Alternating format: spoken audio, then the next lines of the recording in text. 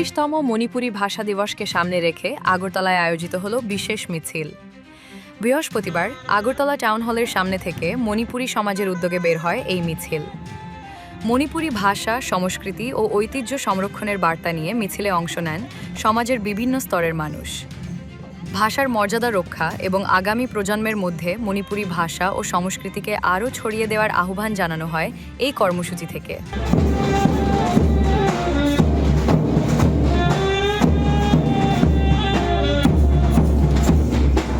ত্রিপুরা রাজ্যে মণিপুরীরা সংখ্যালঘু জাতিগোষ্ঠী।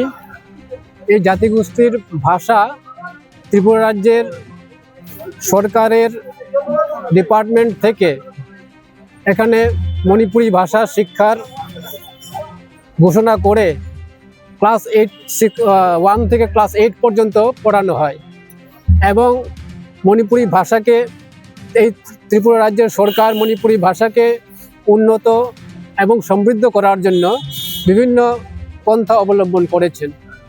এই Kokborok and other minorities languages ডাইরেক্টরেটের আন্ডারে 7টি এরকম মাইনরিটি ল্যাঙ্গুয়েজ রয়েছে। তাদের বিকাশের জন্য এই ডিপার্টমেন্ট অনবরত কাজ করে চলেছে। আমরা আজকের দিবসটি আগে বলা হয়েছে 20 অগাস্ট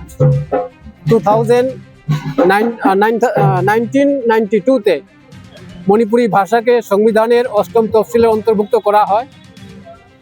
সংবিধান এর মধ্যে অন্তর্ভুক্ত হওয়া মানে ওই ভাষার উন্নতি এবং বিকাশের জন্য প্রচুর কার্যক্রম পরিচালনা করা হয় সেন্ট্রাল গভর্নমেন্টের পক্ষ থেকে।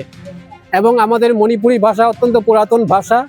এই ভাষাকে স্বীকৃতি দিয়ে ওই 20 অগাস্ট 1992-তে ভারত সরকার আমাদের এই ভাষাকে সম্মান দিয়েছে এবং সংবিধানে অন্তর্ভুক্ত করেছেন।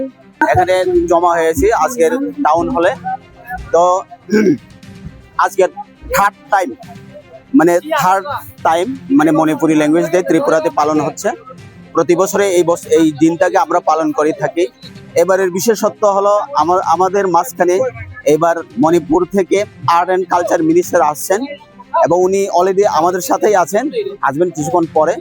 তো আমরা আশা রাখবো আজকের যে মণিপুরী দিবসটা খুব ভালোভাবে সম্পন্ন হবে এবং এটা শুরু হবে এই প্রসেশন দিয়ে এবং এখান থেকে বিভিন্ন পথ পরিক্রমা করে এসে রাজবাড়ি হয়ে আবার এখানে এসে আসবে